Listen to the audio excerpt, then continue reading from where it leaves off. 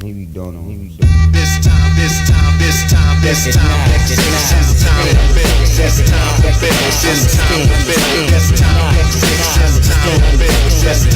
build power. This time to build power.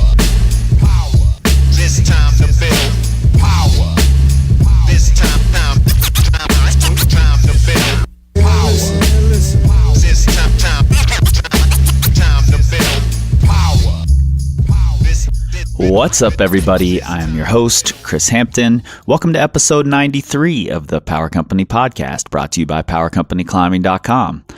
I am still here in Lander. This might be the longest stretch I've actually been home since we moved here. It might actually be. I'd have to go back and look at a calendar. But today was supposed to be gross and rainy, but it looks like it's going to be pretty good. So I'm going to go rock climbing, which I've been doing quite a bit more of lately. Thank goodness, because I was starting to be like, screw all of this. I don't get to go rock climbing. But now I am, and that's great. And I wanted to, before I get started here, I just wanted to give a quick shout out to a local guy, Alan Pyrie, who I ran into in the grocery store the other day. That's one of the things about a small town. If you go to the grocery and you're in a hurry, you have to like play this game of ducking around displays and hiding in aisles, because you're going to see a bunch of people that you know, and it's going to be conversations. And we bumped into Alan in the frozen food aisle, actually, because I was in an ice cream mood. And, well, I'm always in an ice cream mood, let's be honest. And we had a really great conversation, like a 30-minute conversation, standing in the frozen food aisle, just about putting yourself out there and inspiring other people. And so thanks, Alan. I appreciate those conversations a ton. Let's get out bouldering sometime. And I'm going to jump into this thing pretty quick here today, because it's a long conversation, and it's a really interesting conversation between two partners, both of whom also happen to be clients and friends of mine. And so this is as close to a case study as we've done on here. And they are Scott Pagel and Tyler Algeo, and they are essentially opposites in a lot of ways, which has been really interesting for me, having them be both clients separately and partners, and being able to play them off of each other a little bit, to help them both learn. And we dig into that quite a bit here, how that's helped them, and it's helped them in some surprising ways that I didn't expect. I also took a little bit of a gamble on their training this past season, which was nerve-wracking for me, but it's really paid off. And I'm going to stop talking now, because we'll get into most of that in the interview. And I've got a lot to say on the other side, with links to comparison videos, and with some news about how their climbing's gone since this interview. So let's do it. Maybe don't know. I think one of the things that Tyler and I do well together is we kind of dream. We throw out big dreams. And Tyler is a bit of a visionary, and luckily I'm someone who catches vision. Power. This time to build power. This time to build power. This time to build the Scott Pagel intensity. Scott Pagel intensity is real. Yeah.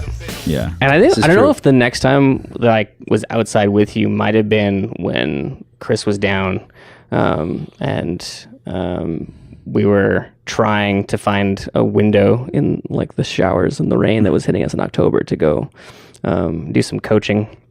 And that was the day at Roadside, right? Yeah. Again, like you were like flying really high on the success you were having on those projects, and we're like, oh, you totally have to get on these. You would send this so fast. Well, like all this like encouragement that like I was almost unprepared for. And it's not even just encouragement; it's belief that if he can do it, everyone else can do it. Yeah, you know, I see that a lot. Yeah. And in some ways, that's a really great thing. In other ways, it's almost not giving yourself enough credit. Because I think that not everyone can do what you're doing, even though you think they can, you know? It can also be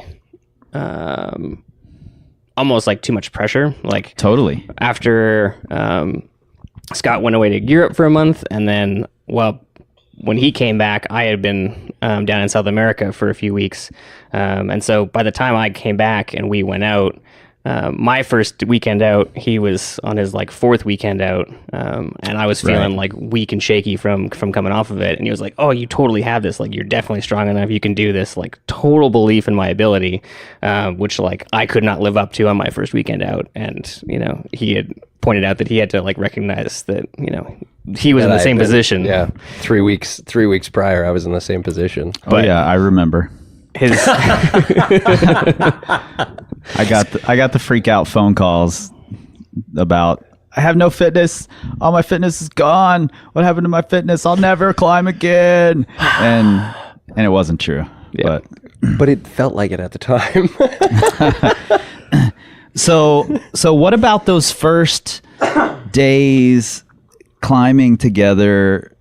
When did it click, and what was it? What made you decide that this thing is working and we should continue to push each other? So the first time you caught me was at that roadside trip, and it was on Stay the Hand 512A, and I was trying to go for the send after having worked the bottom crux, and you short roped me. true story. And you short roped me on a clip that I hadn't been that high yet on the route. And everyone had told me, "Get through the bottom, it's easy, the rest of it's going to be fine." And so I'd come down and I was up there, and when you short roped me, I like started freaking out a little bit. And I remember you felt terrible about it. And I think like you had said to me, "Oh, I wasn't used to someone with your arm length." That's totally a real thing. Yeah, you were like, "I wasn't used to someone with your arm length reaching down and going so quickly." And I think there was something in that immediately for me. I was like, oh, for starters, you were humble and like analyzed what it was that you did. And secondly, you just apologized and we moved on. And then we climbed in your pain cave, and I watched how hard you could climb. And I was like, this guy climbs way harder than he does outdoors. Yep. Yeah. I definitely had to adapt my belaying style for you. The way I fed out rope worked for a lot of people until you. I think for me, there was a real benefit in having somebody who spoke the same language when it comes to like training and practicing for climbing and getting better. He just speaks it way faster. Yeah, way faster, louder, more intensely. Sometimes more dramatically. Yeah. I know. And that was really good because I'm super analytical, and so I delve in and parse all these things and overthink them. And having somebody else to process that out loud with was of great benefit, I think, to my climbing. Yeah, I think that's cool that you two have hooked up, partly because of that. Because I met you two in totally different ways. With Tyler, it was a private session at the gym, and you were just in town for a little bit during that session, and then we did another session when you came in the next time, and it's just grown over time of Tyler reaching out for help with his climbing. And with Scott, I was in this period in the gym where I had decided I was going to be very blunt with people because everyone was asking for my advice, and I couldn't just hand it out to everyone because 98% of people didn't listen. So I had decided to give everyone the same advice because everyone needed the same advice, and just see who listens, just see who tries it, even if I give them the tiniest little thing. And Scott was one of the few people who actually put to action what I said he should try to do. And then he would come back a couple sessions later and question things like, well, why am I doing this? And why am I doing this? And I was like, okay, this dude wants to learn. So I felt good giving more advice to him, you know, whereas other people, if they didn't take the first advice, I wouldn't give them advice number 2, you know. So it's cool to see that you guys have found that in each other, that willingness and hunger to understand what's going on, learn more. Is that something you talk about during the day while you're out climbing? Like in between routes, is it just constant banter about what could get better or what needs to happen? Yeah, I think that's fair to say. There's like, it's nonstop process learning. I'd say, because if I had to guess based on like the phone calls that I get when you two are in the car on the way back from the crag, it's probably not only in between routes, but it's in the car on the way to the crag, in the car on the way home. After you get home, you're probably texting each other. That's how it seems to me. I don't know if that's true at all, but that's how it seems. So I'll put this out there right now. My wife refers to Tyler as my boyfriend, and Tyler's wife refers to me as his husband. Yeah. So, or other wife. I can't. Yeah. So, yes. I mean, in a way, what you're describing is not inaccurate. But it's, I think there's a shared hunger. Right. Totally. And that's what kind of fuels all of it. I think part of it comes down to the fact that we are in some ways very similar and in some ways completely opposite. Yeah. Our climbing styles are different, but we can climb very similarly. There's some routes I've looked back at the video at, and we're perfectly in sync on some sections of it and climbing completely different in other sections of it. And that really lends itself to a lot of learning. When we do the contrast warm-up movement drill, doing sloth monkeys where we're climbing dynamically one time and really slowly and statically the other time. Now I think of them as climbing Scott Tyler's because he climbs so static and I climb more dynamic. And I'll put an extra bit of effort into the static because it's not just a like intellectual exercise anymore. I've seen Scott succeed where I've struggled because of his ability to do things more statically, hold higher lock-offs, rock over onto higher feet. And so that really lends itself to a lot of minute dissection of our climbing. So I have received angry text messages of photos of Scott trying to download the videos I've just done of the side-by-side comparison, and you know, Scott's wife wants to hang out. Yeah, totally. And I think that's cool that you found another level to those drills based on the fact that you see Scott do them the opposite way really well. And we've spent some time purposely, you know, playing you two off of each other, which in some cases can be a really dangerous thing. But I didn't see that as a dangerous thing with you two at all. It didn't seem as much like a competition that was going to end up disastrous. It seemed more like a friendly, we're both really stoked for each other kind of competition. Yeah, it's funny you mentioned that. There are people that I feel like hyper competitive with, people that I'm climbing with at a very similar level, and they're the people that I find that I'm measuring myself against. Okay, that person sent this, I want to send, you know, that type of thing. Right. When it comes to Tyler, I am, and I've said this to you before, I am competitive with him, but it's like it's at a totally, it's like a unique level. I find that I compare myself to him without feeling inferior or superior to him, but more in like a sharpening kind of way, like consistently. That's really cool. Do you find a similar thing, or do you feel more competition? I think I probably feel less competition because I'm not as competitive naturally as Scott is in general. But there is that like reality that we're climbing around the same level. In some ways, I could be considered stronger than Scott, but I've seen him consistently put down harder sport grades than I am. And so there is a little bit of that, but it is more motivational. It doesn't affect self-worth in any way because of like what Scott's doing. I get really excited about his 20th 512. Meanwhile, I'm trying to get my like 5th without feeling bad about about the fact that Scott's like zooming off and I'm still trying to break through that plateau. Right. Which he's done, just to be clear. And I need to remind him of that. In the process. Yeah, well, I think that's hugely important. You know, I actually had a girlfriend once who, when I climbed a new grade, she got really upset and cried because I had widened the gap between us. That was the way she put it. Wow. And and that's a dangerous kind of competitive feeling, you know.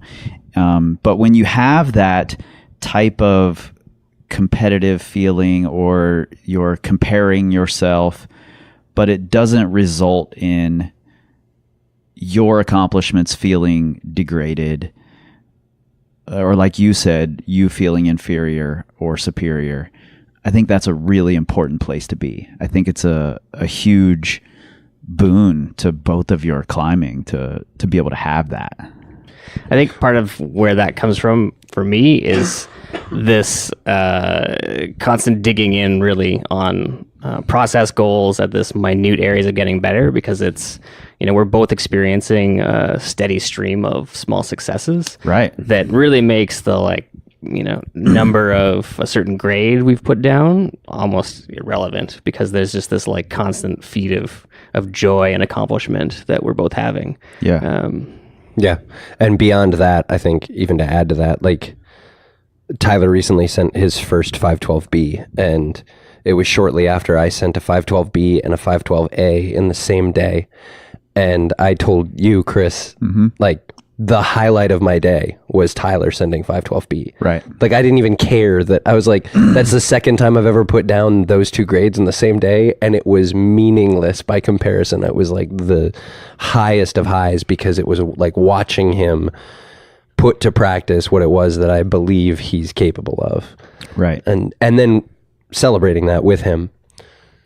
Yeah, and those are cool phone calls for me to get, because I can hear it in both of your voices, you know, in the inflections, and I can tell that it's not a dangerous competitive situation because of those phone calls, you know. And that's why I felt comfortable saying initially, Scott, I want you to do these problems like Tyler does them, and I want you, Tyler, to do these problems like Scott does them. You know, that's why I felt okay doing that, because I knew it wasn't going to be a competition. I send him Instagram videos all the time, cussing him out because he climbs like a monkey, and I watch these guys climbing like monkeys. I'm like, you son of a... And sometimes when we're warming up, I'll climb routes a little bit more dynamically and monkey-like, just to troll Scott, just to drive him crazy. Yep. Well, that's good. That's good to have. Pushing your own comfort zones is important, even if it's just for the sake of driving someone else crazy. Yeah, we have fun with it, though. Let's talk a little bit about the kind of nuts and bolts of being good partners.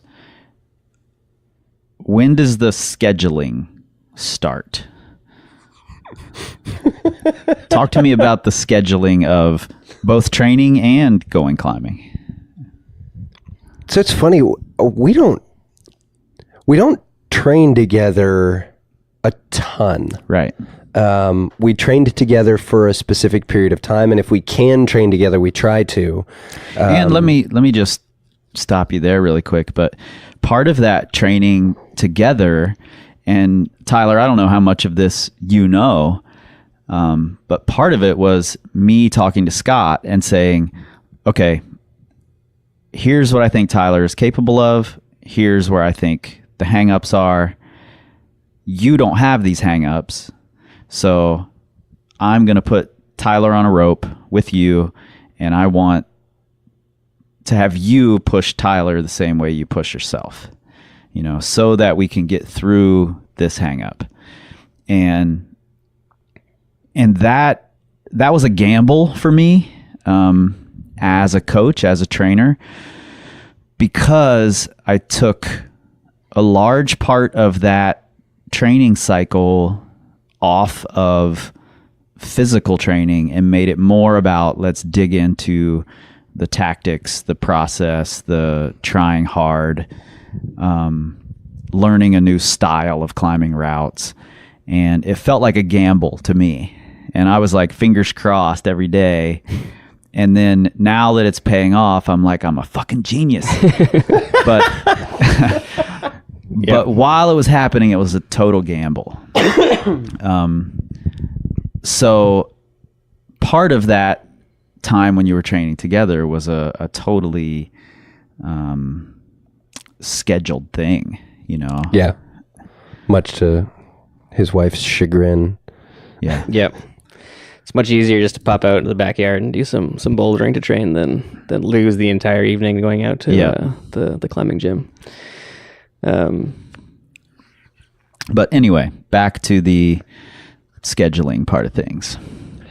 Yeah, so we don't train a lot together. We did for a time, like you mentioned, but when it comes to outdoor climbing, I mean, we're both weekend warriors, and so we're looking a weekend out while we're still at the crag. Right. Yeah. Which truthfully is insane because we climb in Red River Gorge, and Red River Gorge weather changes sometimes Especially by this the year. hour in the spring specifically, which is obviously when we are right now. But, and so, yeah, we're looking a week out usually. Sometimes we're looking a little further out depending on a trip. We bouldered in Chattanooga in January, and we were kind of looking out maybe a month. I think we just try to find the opportunities where we both can climb and then figure out where we can go. So several times we've gone down to Chattanooga for bouldering, if not bouldering, because if it's going to pour a bunch of rain, at least it's a bit warmer down there than in the red. But you're not waiting last minute to find those opportunities. No, we're just deciding that we're going to go because we both can go, and then figuring out where, because my wife works 80 to 100 hours a week as a resident physician, so her time is pretty precious. So if she is not working on a weekend shift, then I try to spend time with her while I can. So, and one of the nice things about Scott as a partner as well is that his wife also is not a climber, and so he actually really is understanding about that balance that I strike with my home life. So that helps with the scheduling. Yeah, we planned a trip last Friday to go to the Red. We both managed to squeak out of work, and we were going to go for a day trip. We were going to leave early and then get back early. And he's like, all right, I told my wife we'll be back by 6. And I got him home by 5:30. And Tyler goes, I'm a half hour early. We're going to go to the park and fly the drone. Yeah, but I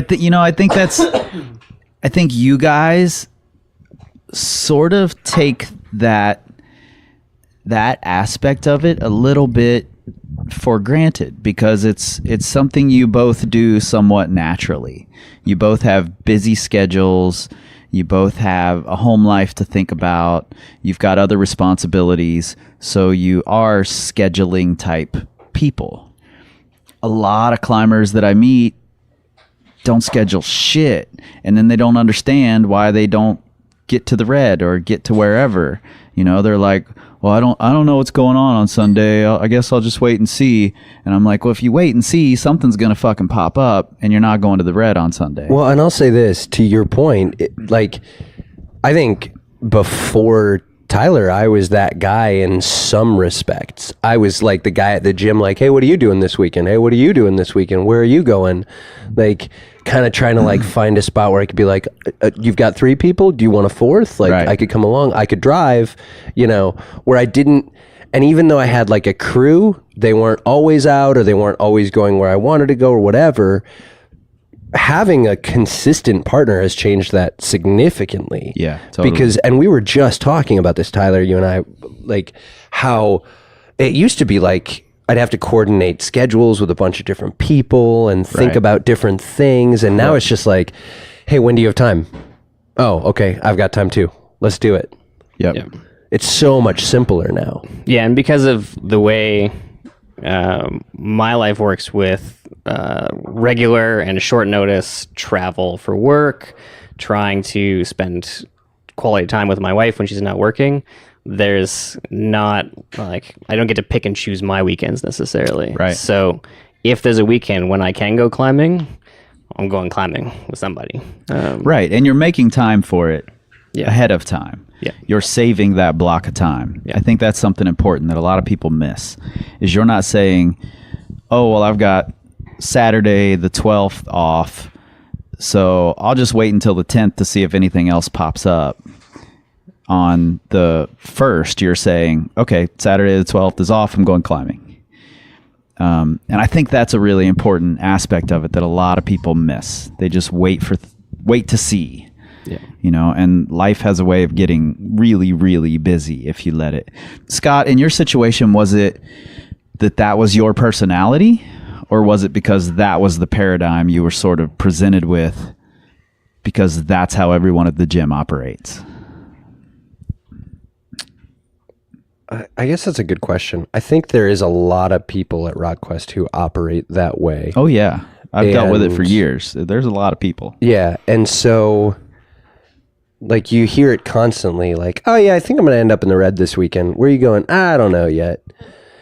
Yep. And it's not just RockQuest. And that's, well, and I'm sure. It's the whole climbing community. Yeah. Like and that's that's my microcosm, obviously. Yep, totally. But so, having kind of, grown up there, so to speak, I think there was an aspect of like kind of just wait and see, and then trying to balance that with a marriage and a life and so on and so forth.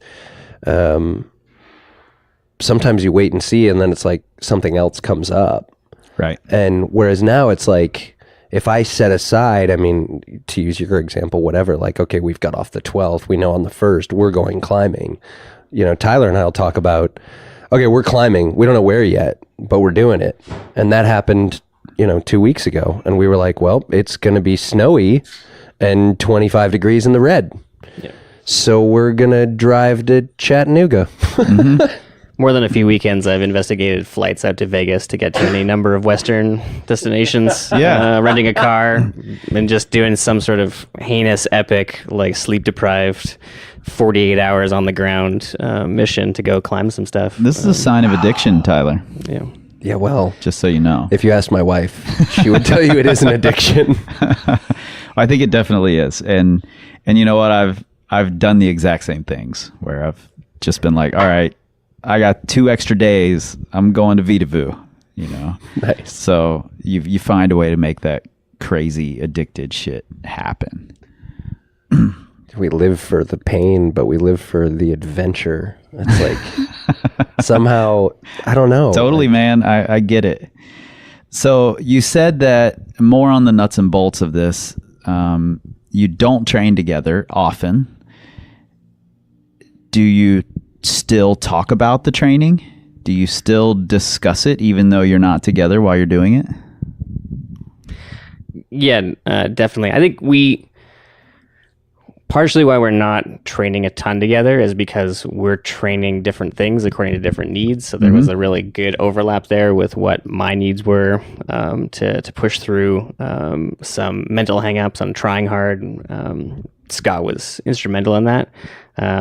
We enjoy training together, so we do some of the bouldering workouts together. But I think we also prioritize our own training needs, in a way that Scott said the other day he didn't want to come over and do his 4x4s at my place because doing 4x4s on a moon board is gonna destroy him. Wreck his elbows even further. Yeah.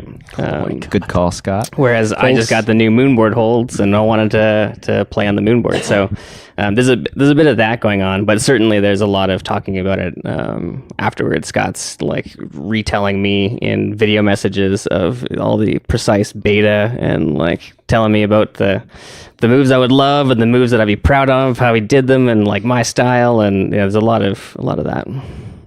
Yep.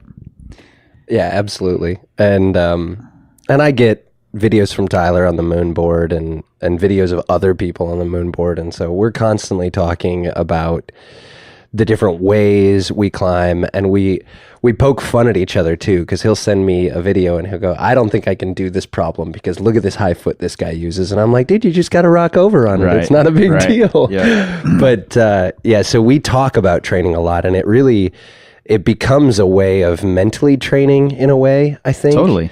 Because we're constantly, again, just sharpening. Yeah, that feedback and reflection loop that happens is such an important integral part of the learning process that you just can't have that learning process without it, and you guys have fallen into that just naturally. And I think that's really cool. And I think that's part of what sort of cements a partnership together, when it becomes more than just, our schedules line up and we're going to go climb outside together. You're both taking an interest and being invested in each other's, not only what you're doing while you're out at the crag, but what's happening in the gym as well, even when you're not there. So I think that's huge. And I think that gets back to the fact that it's more a passion about the process that we're both hooked on. So it doesn't matter whether it's in the performance aspect or whether it's in something that we're trying to dial in training or in any other arena. And Tyler's the one who, by all rights, I think I had a passion for the process, but would have never labeled it as such and never realized it as such. And it was the first trip we took together to the Red, I don't know, late October last year, and I had fallen off last rights on my second go, and I thought that was going to be the send go, and I fell off on a move I shouldn't have fallen off on, and I was pissed, and I wasn't throwing a wobbler or anything, but I know my attitude wasn't the best. And I kind of apologized, like, I'm sorry, my attitude's shitty right now, whatever. And he's like, it's okay, all part of the process. This route still has something to teach you. And I just remember like feeling like, oh man, you just put language to something that I think I don't necessarily know that I had language to before that. Right. Yeah, I reminded him of you saying, Chris, that you used to smile when you fell off routes because the route still has something to teach you. Yeah, I just felt like, oh man, they just showed me who was boss. Like, I thought I was running the show here, but I'm not. And I think that's a cool feeling, And you've definitely had that curiosity, Scott, but I like that you said Tyler put a language to it for you, and I know you've had it because I distinctly remember a time in the gym a couple of years ago when I was doing perfect repeats and you were watching and you came up to me and were like, why are you climbing that problem over and over again? And I explained it to you and you were like, oh, okay, that makes total sense. But you were curious enough to ask, because you knew there was something I was doing that made me a good rock climber and you wanted to know what it was. And even if it didn't make sense watching what I was doing, you thought, oh, maybe there's just something I don't know about this, So every time I do perfect repeats, I think about the fact that I asked you that. Yeah. Not kidding. Cool. Yeah, I remember that moment really distinctly. So are there things, and I'm totally going to put you both a little bit on the spot here. I didn't prep you with these questions at all, but boy, I better sip my beer. Are there things that, knowing what you know now, you would look for in future partners? Any specific things? And why don't we take a quick break? I'll give you both time to think about it, and then we'll get back to it. Break. What's up, everybody? Chris here. Pardon the interruption. I'll keep this short and sweet. Since this podcast started taking off and we've been growing it, you guys have been asking how you can help out. I've got 3 ways for you. Number 1, you can become a patron. That just means you give a monthly donation to the podcast, $1 and up, and you get something in return. And you can check out what those rewards are at patreon.com/powercompanypodcast. Best of all, we'll keep it sponsor and commercial free for you. Number 2, you can rate us and review us on iTunes. I know it's a pain in the ass to go to iTunes and do all that, but it really helps us out. At least that's what I'm told by the podcast powers that be.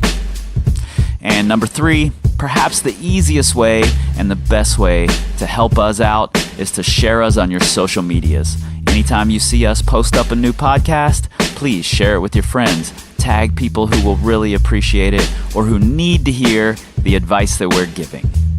All right, thank you guys, and back to the show. Okay, we are back, and I don't think you guys had any time to think about these questions because all we really did was reminisce and talk about other things. So you're just thrown under the bus. You're just going to have to figure it out. So knowing what you know now about how effective partnerships work, what would you look for in a partner in the future? I mentioned this to Tyler right after we kind of stopped recording, but my first reaction to that was like, I don't get the question. I don't want to. Tyler's right here. But and we'll dig into that in a few minutes. But that being said, I think it's like a complementary thing for me initially. There's some sort of push and pull, some sort of, just that sharpening, I think I've mentioned a couple times, without that, it's easy to have someone on the end of a rope give you a catch. But Tyler and I were talking about projecting later next week. And he's like, well, I've got friends and I don't know if I'm going to be there. And I'm like, I don't want someone else on the other end of the rope because I want to hear your voice yelling the things that I know you know to tell me. Right. Coaching you the way you want to be coached. Yeah. So it's that, I think, at least for me. I think thinking about some of my other favorite climbing partners over the years, there's a few common threads, at least in terms of some of the easier things that I might be able to find in a climbing partner. There's obviously we struck gold a little bit in terms of our compatibility and what we each bring to the table that makes us better climbers with Scott and I that would be hard to replicate. But some of the things that is easier to identify would be a real hunger for getting after it. And that is about getting better, getting stronger, going out and doing more things, doing harder things, going to more places. Scott can attest to my constant stream of Instagram climbing photos from around the world of the 38th trip we've got on the books of places that we're going to go climb together. My tick list is constantly growing. Nothing to do with the grade, but then there's also all the things about all these hard things we want to climb and all the ways we want to get better. So Scott's not the only climbing partner I've shared that with, and it's something that I really value because it's part of what I really enjoy in climbing. A second thing would be an endless amount of positivity, because that goes a long way in everything that we do. Especially, does it have to be as loud as Scott's positivity? Doesn't have to be as loud. Okay, it can be a quiet positivity. just curious. For the record, Tyler has endless positivity too. We feed off of one another really well in that way. When I'm down, he's up. It's like this great way. If I've just failed on something, he's positive about it, or vice versa. Yeah. I think you guys just hit on something that's really important and really hard to find. I see a lot of couples actually, married couples or boyfriend, girlfriend, or whatever it might be. When one of them has a bad day, they both have to have a bad day, and they'll see to it that the other one's having a bad day too.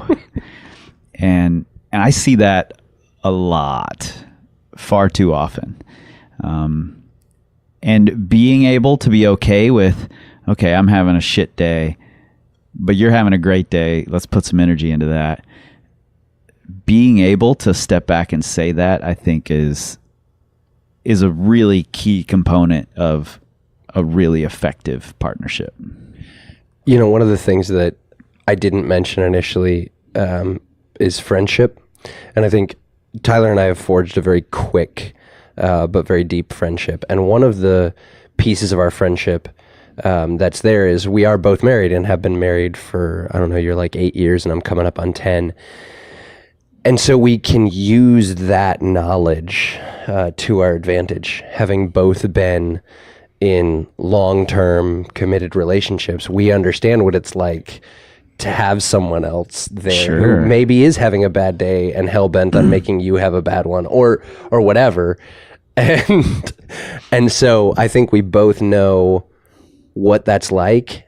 And I think there's something in us that just is like, we're not spouses, obviously, you know, despite what our wives might say.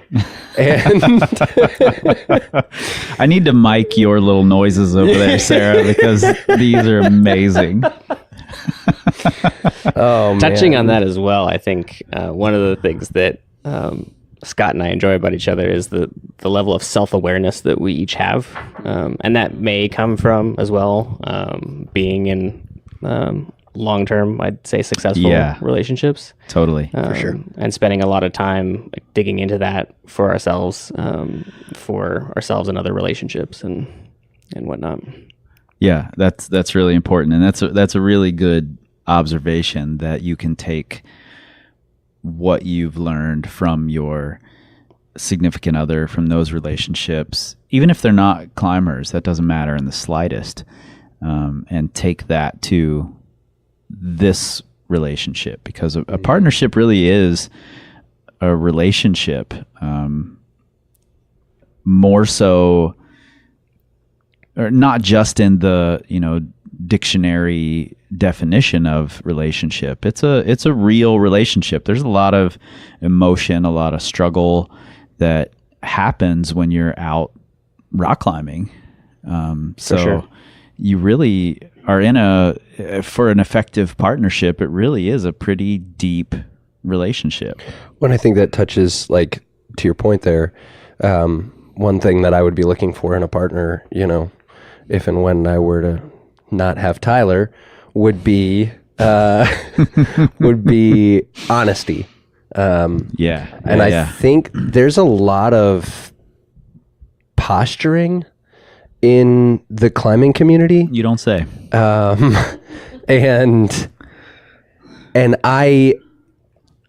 while I can be like prideful, I don't think I posture. And so when I look for someone, I'd be looking for someone who would be just honest about who they are, honest about where they are, honest about what they see in me, and so on and so forth, because I think that just goes like so far into creating some sort of a symbiotic relationship.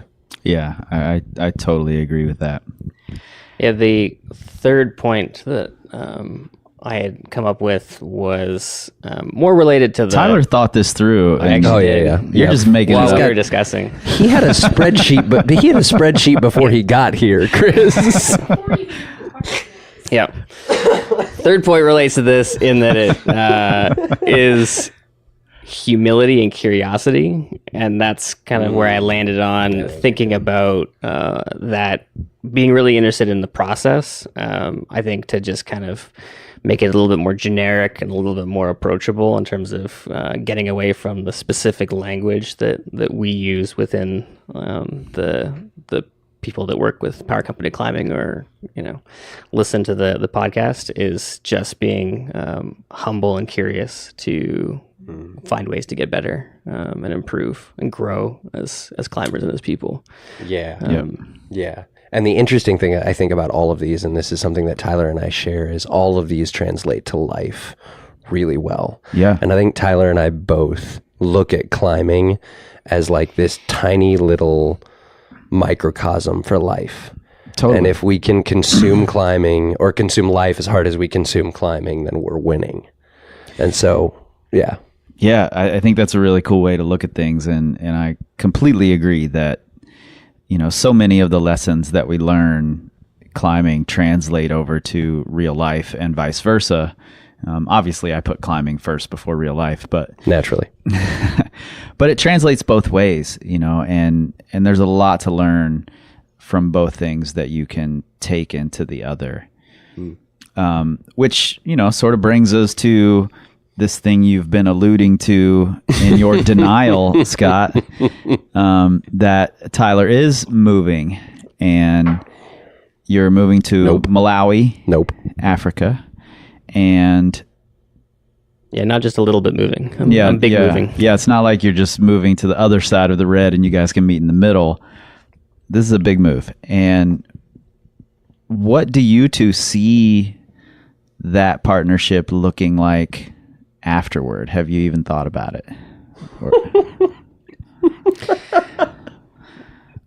Just to set the stage here. Yeah. No, we've thought about it already. Sarah is over here saying that the thinker has thought about it, but the feeler has not. And when I first walked in, I mentioned something about it, and Tyler said, "Oh, we don't talk about that in this house." And this is Scott's house. Scott is the feeler, so yeah, makes total sense. But to be fair, we've talked about it quite a bit. Yeah, and I think something that we're discussing on the break that I kind of came to a realization and appreciation for, coming from the questions we had before the break, is that there's a whole lot of partnership that Scott and I do that isn't on the same wall in the same room. Yep. So I'm excited for the fact that, I still have all of that to look forward to.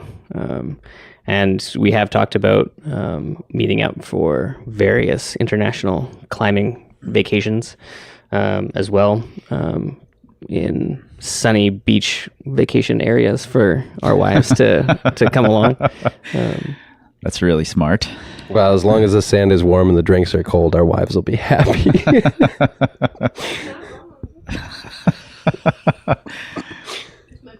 Yeah, we've talked quite a bit. I think one of the things that Tyler and I do well together is we kind of dream.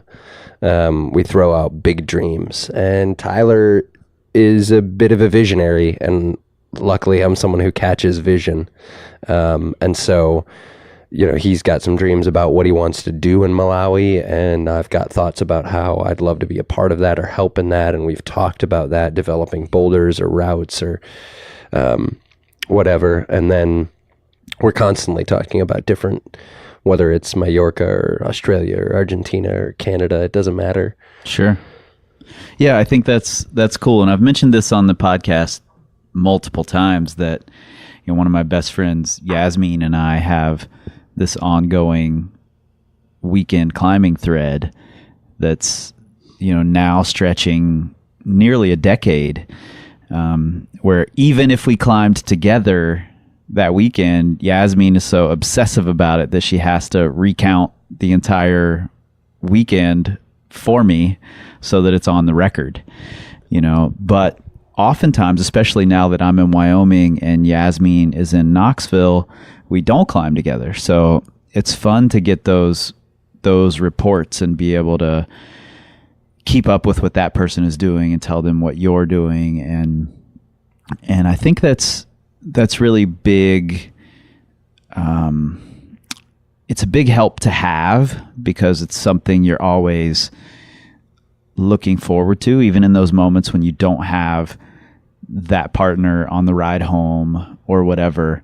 Yasmin and I were just like you two in that we would start planning at the crag that weekend. If we weren't climbing together, by the time I got in cell service, I would get a text from Yasmin like, "Where are you climbing next week?" So it was a constant planning process. It was constant talking about beta, talking about what we had to do to get to where we wanted to be, or how happy we were to be where we are, whatever it might be. And just having that available is massive, and I'm super stoked for you guys to have found that, however brief it's been. But to have found that and be able to carry that on after the move. We not to bring that story anywhere other than it's supposed to be, but we actually ran into Yasmin 2 weeks ago in the Obed. Oh yeah, I saw on Facebook that you said it was good to run into her. Yeah, it was crazy. We Tyler and I were chasing temps and had a great day, and decided the next day on the way home we'd stop at the Obed and get our ass handed to us by roof climbs. And we saw Yaz, and it was a super treat to see her. Yeah. But what you're saying gives me some hope for that distance. Because to own that piece of me, there's a part of me that just wants to kind of plug my ears and close my eyes and go la la la la la la la. It's not going to happen. And Tyler and I have this big trip planned to the Red here next week, and we're going to be in the Red all week with some friends from Canada. And so, like, I'm just looking at that. Like, I'm like, that's Right. the thing that's Right. here.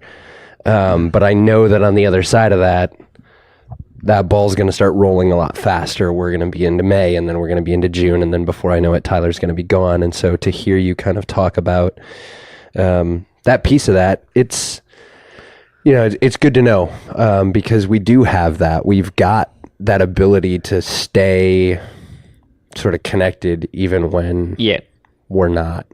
I think we're already experiencing a little microcosm of that. Like I mentioned, that Scott will tell me about boulders I would have loved, or things Right. like that. And we had this strange experience in a very short span of time of when we were climbing apart, it almost being like the other person, we knew what the other person would be telling us if they were there. So, I'll say to Scott, "Oh, you would have been proud of me because I used this like ridiculous high foot that you would have told me to do," or there's a definite like going beyond the actual in-person partnership that we've made an indelible mark on each other in terms of how we process our climbing. Good language. Yeah, absolutely. Yasmin once told me that she broke up with a boyfriend because she knew I wouldn't like him. So That's amazing.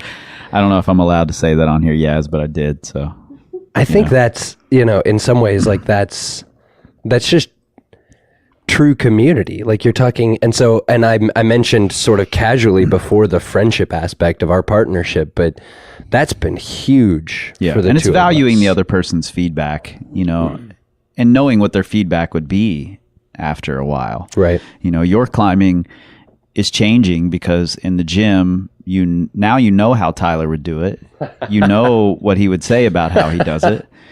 So you know that you should be trying it that way. And the same goes for you, Tyler. You know that Scott would do it with this high foot and rock over that foot, Yeah.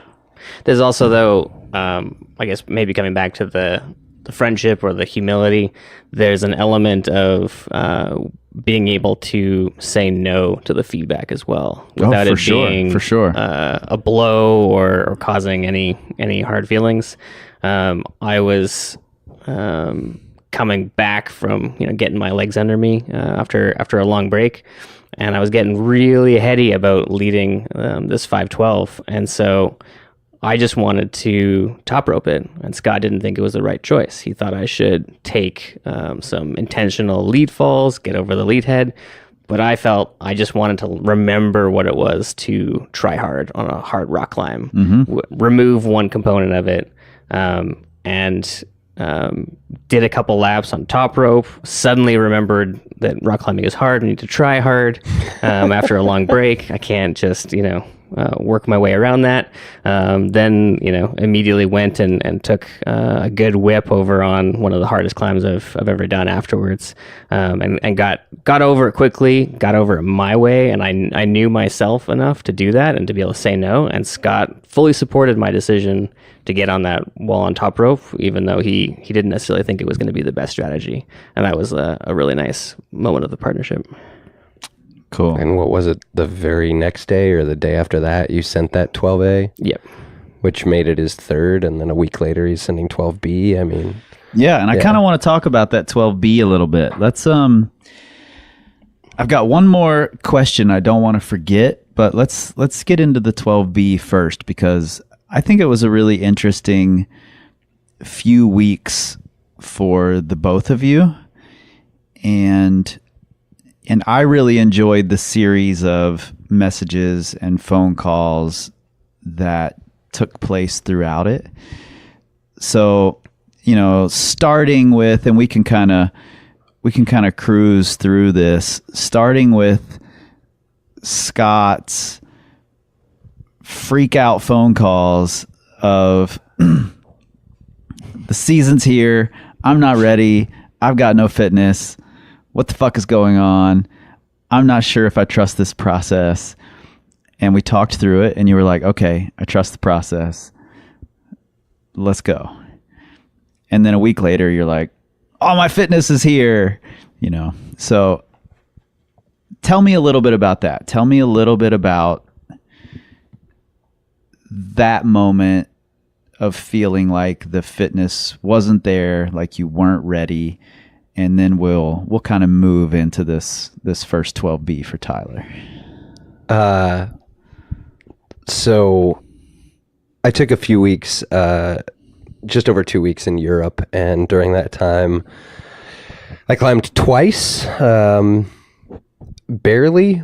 And it was all sort of new setting and yada, yada, yada. So it made it kind of difficult. And I wasn't keeping up fitness, and I didn't feel like, because of some injuries, I didn't feel like I had trained through the winter. So when I came back, like first trip out, I guess even looking back on it now, it seems so silly. First trip out, I flashed an 11D, and I was like, oh, okay, that's not bad. And I worked a 12D, and I got to the top of it 3 times. And yeah, the fitness was crappy, but it, whatever. And then it was the next week when I went and got on this ridiculously hard 12C that has managed to shut me down repeatedly. And I was feeling like, man, I just don't have the fitness I think I wanted to have right now. Like I thought I would have better fitness coming into this season. And I was freaking out about it. And I was looking at what we were doing, and I was processing that, and I questioned it, and which I'm glad you did. I'm not definitely not saying you shouldn't question.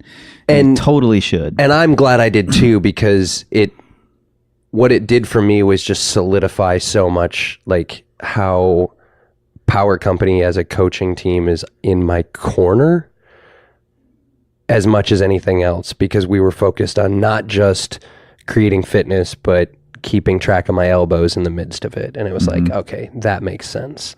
And then it was the week after that, Tyler came back from his trip 2 weeks in Chile and Argentina. Yeah. So 2 weeks without any climbing. And then leading up to that, I think the last time I had really been on a rope outside was the 21st of December, the winter solstice. And then there was work. some bouldering, and then otherwise, not a lot of outdoor rope climbing. But in that sort of January, February window, that's when Scott and I logged a lot of indoor sessions, working on trying to climb one painful move more when I wanted to give up 6 moves ago. Training. That's when I came back. And so when Tyler came back, that was when we went out, we got on a couple things, and I felt shitty, to be honest, but I worked the moves on last rights, remembering kind of how it went, and then put it down next go. Which is 12B. Yeah, which was a pretty big deal for me. Next day, we're out at left flank, and I resent Wild Yet Tasty 12A, and I was like, okay, that's kind of cool. And I worked the moves and worked really hard on Mercy the Huff. Came back that Monday and sent first go Mercy the Huff. And so had this amazing weekend, sending 2 12Bs, repeating a 12A, and then followed it up the following Saturday by putting down in Alabama, of all places, another 12B and a 12A. And I suddenly am realizing, like, oh, hey, this process wasn't for naught. Like, what's starting to solidify in my mind is maybe, yeah, my fitness wasn't where I thought it was, but all of the practice that I've been doing, all of the intentional processing that I've been doing with Tyler about, oh yeah, when I'm rooting, I'm doing this. Oh, when I'm doing sloth monkeys, or Scott Tylers as we call them, I'm, I am, every time I do a monkey, I'm thinking, okay, Tyler would do it this way. He'd be rhythmic. He would swing and it's just that intentional movement. And I'm realizing how just that has had such a significant impact on my climbing, because between fingers and shoulders and elbows, like, yeah, my training wasn't that great over the winter, but all of that practice has culminated into something that's meaningful. Yep. And Tyler has helped kind of assure me of that as well. Which brings me to this. That weekend, Tyler, in the red, when Scott did Last Rites and did Mercy the Huff, that was one of your first weekends back out. Yeah, that was my first weekend back out. Right. So tell me a little bit about it. I knew going in that it was going to be a little bit shaky, just because it was the first weekend back. Even the first, I'd only had the first kind of bouldering session in my home gym the Wednesday beforehand, and I was sore for days, even though I didn't even try anything hard. Everything just seemed hard. I was being slapped around by easy climbs. So I knew it was going to be a little bit tough, and it was, I think it was raining, so we went to the infirmary, and I got on Last Rites for the first time, which is definitely an anti-style, and only, I think, the second 11B or 12B rather that I'd ever gotten on, and I felt decidedly shaky and weak. Sure, I mean, that's understandable, being that it's a total anti-style and one of the hardest routes you've been on. Yeah, and not just for the not anti-style just in the sake of being pumpy, but in something that's really steep, in a way that I've had to actively work on really steep routes to gain comfort, just hanging out in those positions and not feeling super gripped. So, that first day, I knew I was feeling weak and shaky. I was okay with it.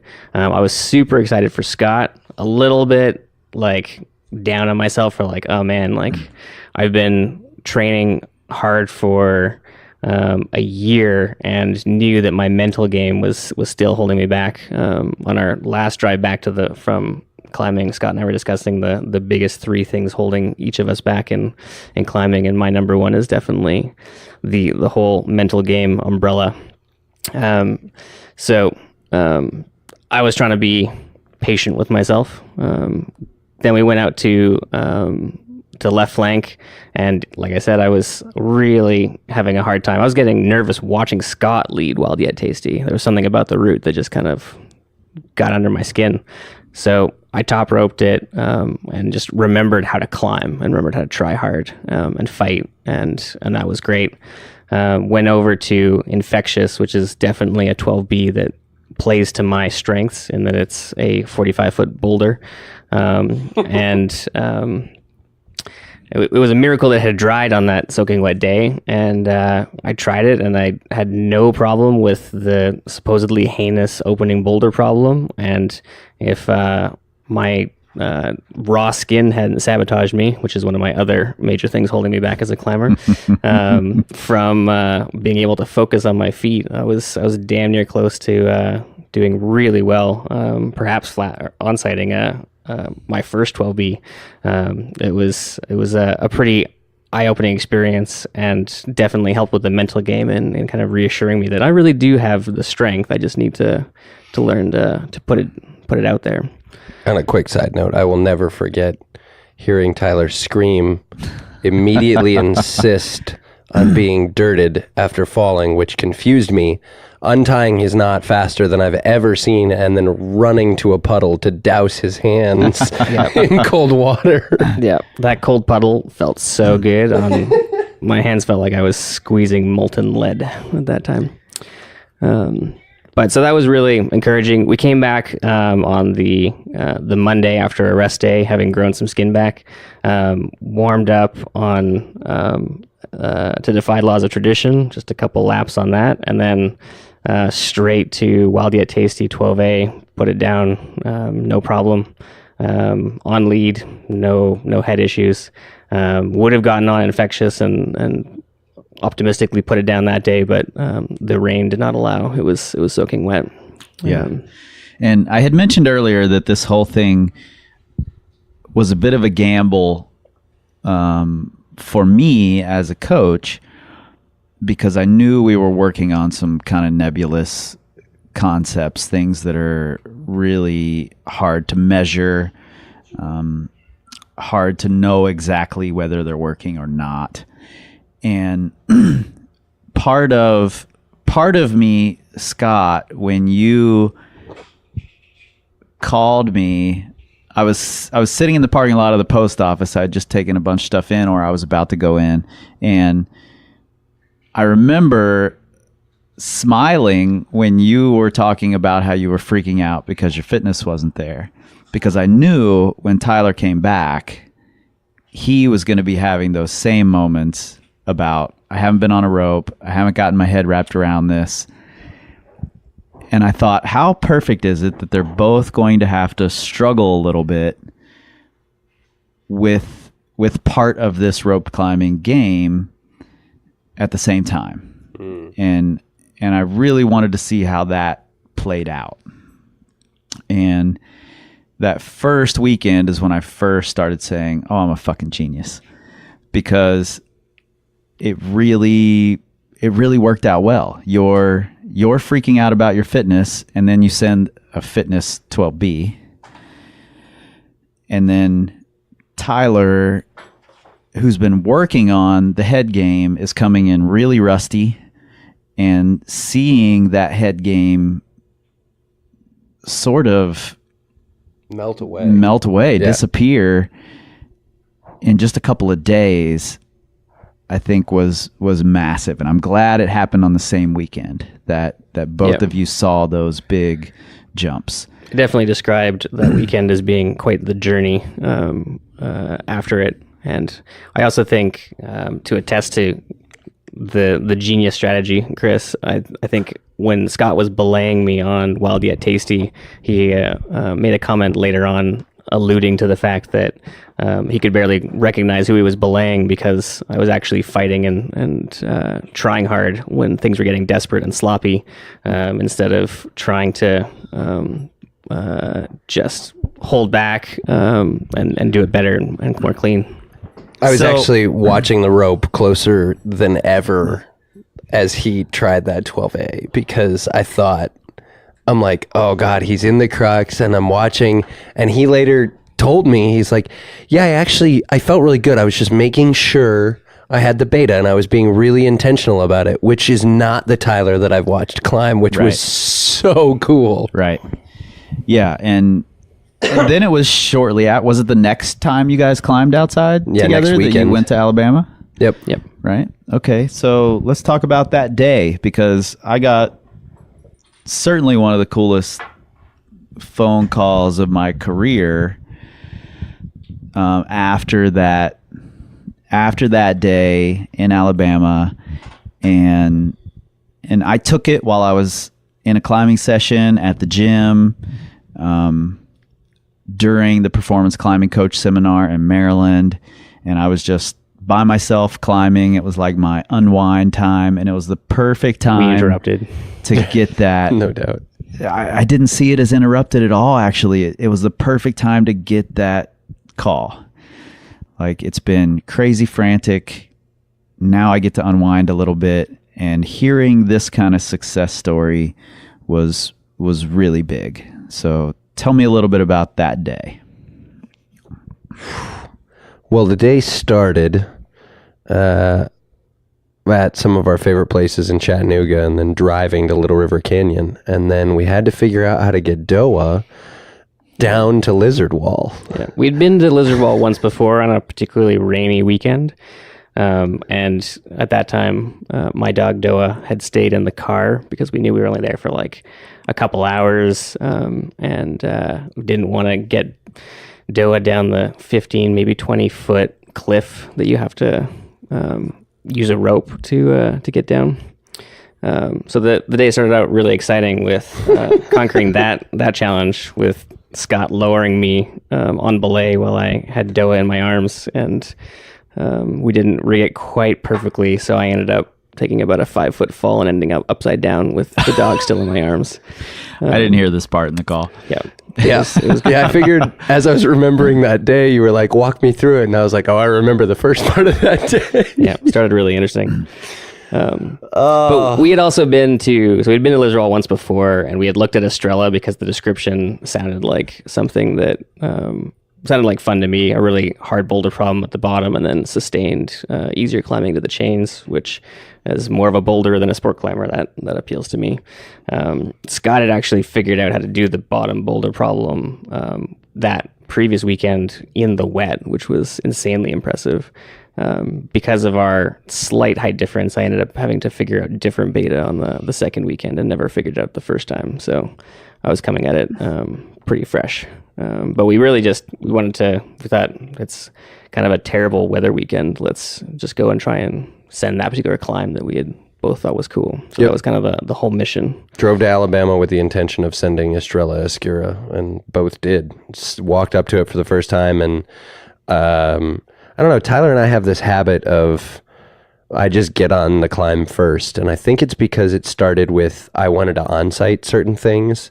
Mm-hmm. And so wherever we go, I just get on we don't even talk about it now. I just get on a climb, which is a weird thing. But, and I jumped on Estrella, and I immediately pulled the bottom part of the crux. And I was like, well, I did that much quicker than I expected. Okay.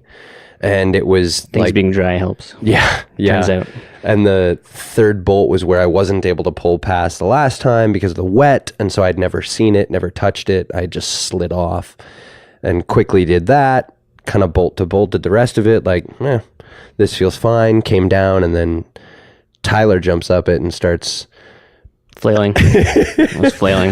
Figuring things out. He starts figuring things out. I was trying to do the Scott beta on the bottom, and that was never going to work. Yeah, I think Scott and I have roughly the same arm span, but he's got about 2 inches of leg length on me, which normally isn't ever a big factor. But on this particular route, it was interesting that I just couldn't reach. I couldn't span this tips of my toes to tips of my fingers move, and had to come up with a couple different additional moves to grab sort of the opening crux hold. The consequence of which was my feet were in a much better position afterwards, and then the next few moves were actually much easier for me than Scott. So this was an interesting route to look at as side by side later on and see climbing it totally differently at the bottom, and then almost like I didn't even have to sync up the videos. We were perfectly in sync when climbing the top. Well, that's what I was just about to say, that you can hear just by the way you're describing the micro beta of the route and how this beta sets you up better for the next beta, that not only have you two discussed it, but you've put a lot of thought into this, as we've talked about earlier in this conversation, and you record this stuff and you put them side by side so that you can see the differences. And that's a Tylerism. And I think that's really cool. And I would love to, if it's okay with you, to share that video in the show notes of this episode, so that people can take a look at it and just see what it is that you two are doing that you can both then use as a reflection point later. Yeah, I don't have a problem with that. I think one of the things that we do well is we watch each other very closely on things like that. And so when I'm trying to redo something, because oftentimes when you're on-siting, you're not always, it's a little more intuitive. You're not always like, and you come back to it and you're like, wait, what foot was that I used here? Right. Because you're trying to dial it a little more. And so what we do is we'll watch each other. So as he's dialing that beta on the bottom, I was like, no, you walked this left up first, right. Then you walked this right up. And it becomes this, I don't know, this communicative thing where we're and it was walking each other forward. Instrumental on that in particular because that opening move was so difficult the way I ended up doing it that I almost black out. I don't know where my feet were in it. It was just like I had to squeeze everything with all my might to hold that initial move, and then so I really relied on Scott to tell me actually what my feet were doing during that. Yeah, cool. We use your language constantly, which is like shared language. So we talk about dialing up the tension and then dialing it back. Yep. And we'll tell each other that while we're on the route. So he hits that first sequence and his tension hits 11, and then he moves into the next and he hits the first jug, and the first words out of my mouth are dial it back. Yep.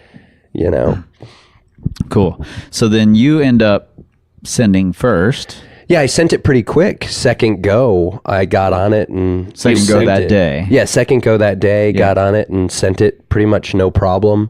Yeah, we both bolted it as a warm up and went over moves repeatedly and did kind of link up sections from different rest to different rest to try to map it out and make sure that we had kind of the most efficient beta. So what made you this comfortable, Tyler? It's the hardest. You hadn't sent 12B yet. What are some of the factors that make you that comfortable to just go bolt to bolt as part of your warm up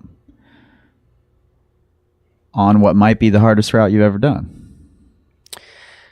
I think I've found from trying things bolt to bolt that there's it's really approachable to get on things and do it bolt to bolt because it's really easy to retreat. It's if you can't figure it out, you can lower down, grab a stick clip, move it up one, the clip up one, so that you're still on top rope to try the moves. There's very few things, especially in the red, that has moves so hard you can't do them in the route. It's usually not the problem. It's usually more of a fitness problem.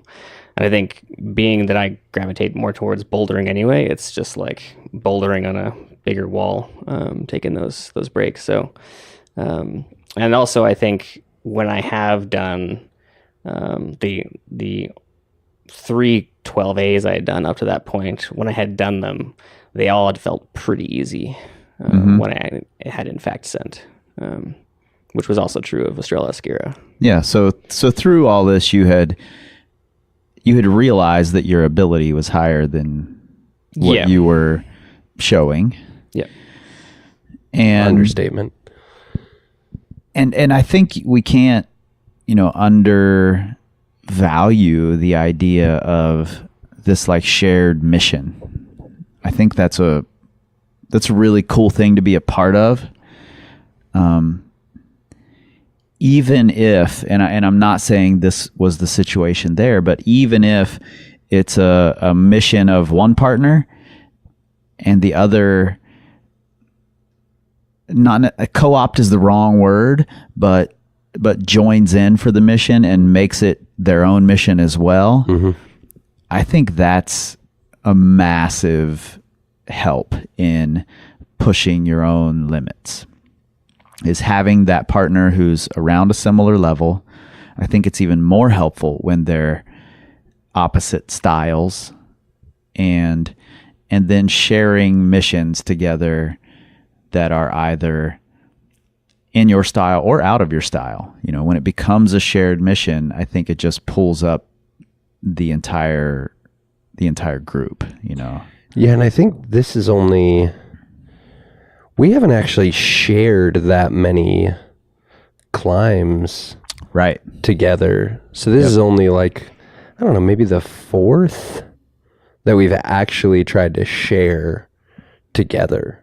Right. And most of them have been 12As or something that I put down really quick. In fact, I remember Tyler looking at me. I was like, break the scene, the solstice, the last time you were on a rope before the trip. And he was like, I got to stop bringing you to my projects. Well, and it's part of your makeup, Scott, to say, and we talked about this in the very beginning, it's just part of your natural makeup to believe that everyone else can do the thing that you're doing. Yeah. And at this point in the partnership, when you guys are in Alabama, what's happened is we've taken the skills that Tyler has and added some of those to your tool bag.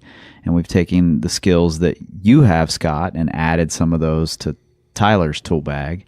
And so now it's getting closer to the point where Tyler is capable of doing the things. He has the skill set now to do the things that you believe he can do. Scott's really good at putting himself out there and leaving it all out on the field in a way that I am loath to do. I joke that I want to just go into a room and read about how to climb 513 and And just be able to do it. And just be able to do it. But it turns out I got to go out there and actually like try really hard and not just intellectualize my way to the top. But on the flip side, I think that my analyzing and intellectualizing has helped Scott process on his projects and about his own climbing progression. Oh, without a doubt. Yeah, I think so 100%. I think this is a really cool partnership that's worked in a lot of ways that you two have recognized, and in some ways that maybe you didn't recognize they were working. For sure. And I think that's really cool. So you end up sending your first 12B. Yep. We did the bolt to bolt, and then took a break, and then I went for a send attempt, and there's an upper crux that I think the beta it would have taken me a while to come up with this beta, but Scott had pointed it out to me, and it was really efficient and worked great in the end. So that was like a cool another bonus of the partnership is beta that I wouldn't have thought of, I don't think, until like maybe the 8th try on that move. But I got flustered there or something, and it felt hard from top to bottom, and I don't know why. So after I took the whip there, we did some more link ups there to practice and rehearse the moves.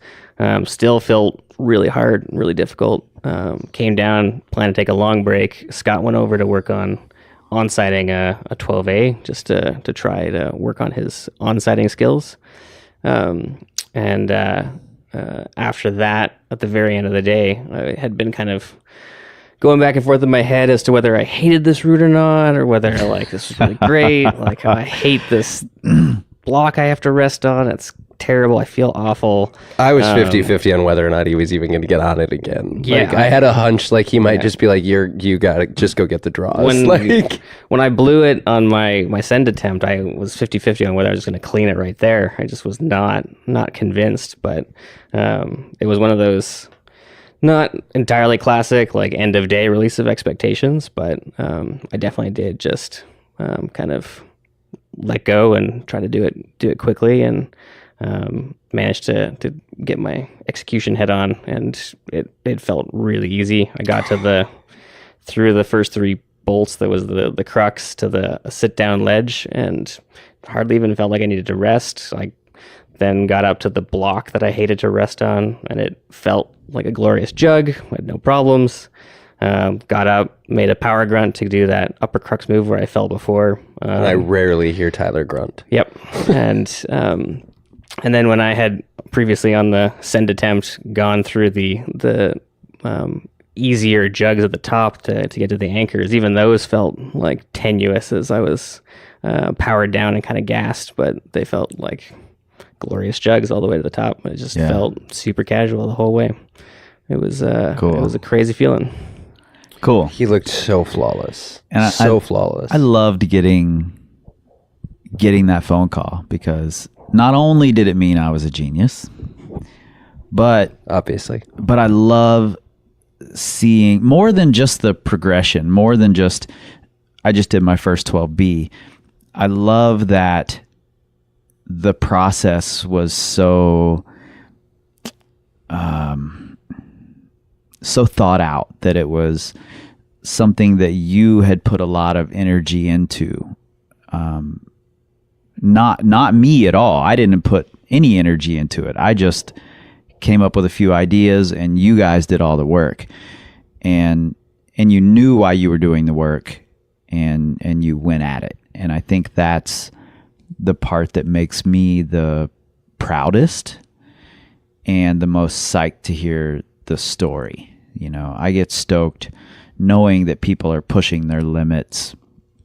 And like you just said, Scott, you were 50-50 on whether he was going to go again. Yeah. And had you not been there, maybe he wouldn't have.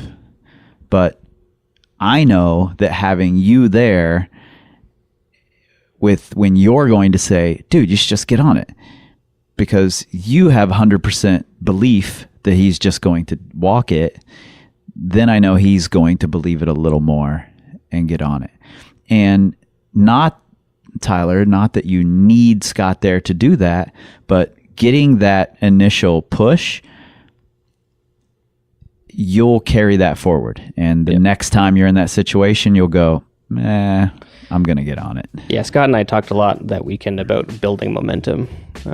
And totally. Yep. Certainly Scott was instrumental in starting the ball rolling there with his endless belief.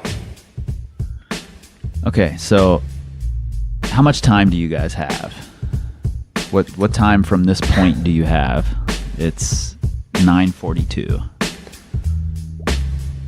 I don't think Tyler has an exact date. No, I mean time like tonight. Oh. What time do you have to nowhere to be be? Neither one of us. Our wives both work third shift. So. Okay, then this is what we're going to do. I do have another question. It's a fairly in-depth question. So instead of doing it here, we're going to take it over to the We Scream Like Eagles podcast for the patrons. And we're just going to talk a little bit about how to cultivate this sort of partnership and how you'll both maybe cultivate it in the future after you move, Tyler, and when you're here. So we'll move that over there. But thanks to you guys for taking the time out and sitting down and talking through this. I know it's super nerdy but it's super fun for me to talk about it and to hear you guys talk about it, especially after, being part of the process of you two becoming partners and then growing as you have. So I thanks for having us. Yep. Really appreciate all the support.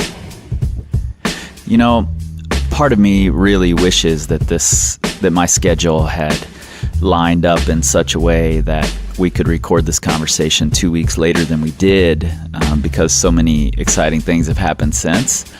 And I'll tell you a bit more about that. But first, thanks to Scott and Tyler for sitting down and taking the time out and really digging into this conversation with me. It was really fun for me, and I've thought a lot about partnerships, so it was great to have this.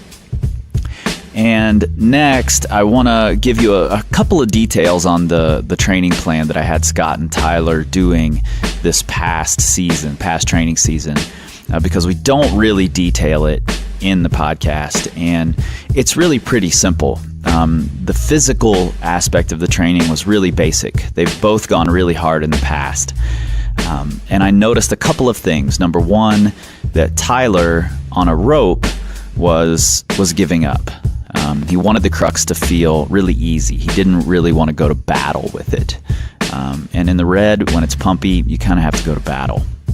And Scott was over resting. He was resting everywhere that he could, which makes sense because he was coming up on some of my earlier plans, and that's a trap you can easily fall into if we don't sort of cut it off at the pass. So the whole idea was to get them on a rope together and have Scott push Tyler to go harder on his up-down ups, to really keep pressing until he reached actual physical failure, and for Scott to try and on-site climbs in the gym without chalking, without resting, and to not give in to that feeling of I have to rest, because it's just a bad habit. You should be resting when you need to, and when the route dictates that you should, but otherwise over-resting can become a big problem. And I got messages from Scott saying, I could have on-sighted that route, but I didn't because I chose not to rest. And I'm like, good, that's perfect. It's a gym route. It's inconsequential. It'll be gone in 2 weeks. So that was it. Really basic, just digging into those performance skills that I thought they were both missing. And now just a quick aside on how their climbing has looked since this interview, which was just a few weeks ago. Their week in the red that we talk about in the interview went really, really well. The weather, however, did not. It was pretty rainy the whole time. I met them down for a day, rained the whole day and the next day. However, Tyler was able to flash his first 12A as well as have a double 12 send day, which was big for him. And Scott was able to do many 12s during his time there, including 2 12Cs, one of which had shut him down pretty hard in the past. And the day that I met them out there, I put them on a 13A that I thought they both could do. And at this point, Scott had done 12C, a few of them, and Tyler had done 12B. But I've been saying for a long time that Tyler's capable of 13A. He just needed to find his rhythm on a rope. And they both did really well on the 13A on day one, both of them falling a move or two below the chains. And a week or two later, they both went back and both sent, which actually didn't surprise me in the slightest, but makes me really, really proud of the work that these two have put into their training and put into trusting what I ask of them. And I think that is a great testament to the idea that skill is just as or more important than physical training, how strong you are, how much endurance you have. And B, to the fact that having a partner who understands you, who allows you space, and who will push you when needed, and who you can really dig into the process with, more so than just go climbing and go through the motions with this person. They're not just a person who's belaying you. It's something quite a bit more. I think it's a real testament to the power of that. And of course, it's a testament to the genius of my programming, obviously. I will have links in your show notes on the blog post on the website that take you to some of the videos that Tyler puts together. He creates these comparison videos of he and Scott after they've both sent something or are both working on something. And he has videos of both Estrella Oscura that he talks about the 12B and of Resistor, the 13A that they both did in the red this week. So if you're a super nerd like we are, it might be fun for you to go check those videos out. But man, I gotta go. I've got electric to wire in the addition to the machine shop. I've got clients to work on. I've got a trip to prep for. I'm headed to CWA, the Climbing Wall Association seminar this week, and I'll be interviewing tons of people there, watching their presentations,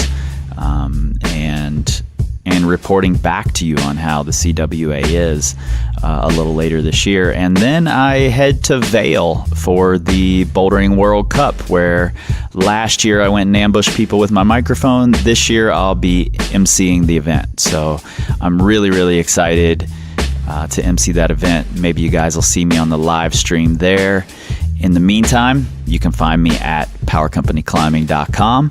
You can find me on the Instagrams, the Facebooks, and the Pinterest at Power Company Climbing.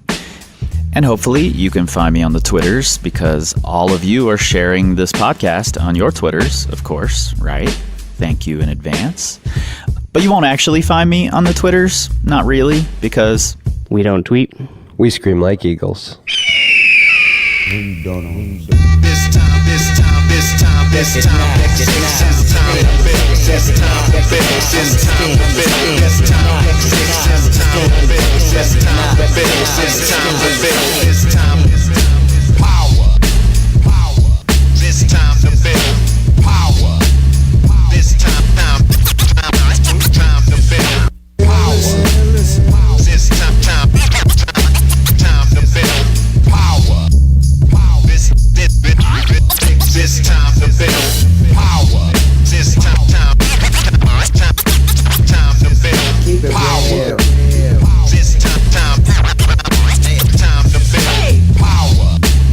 This time to build. This time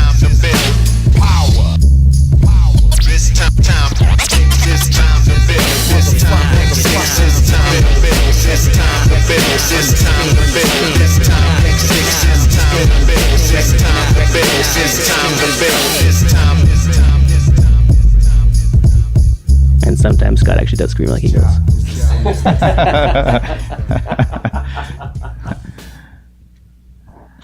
Perfect. Oh man.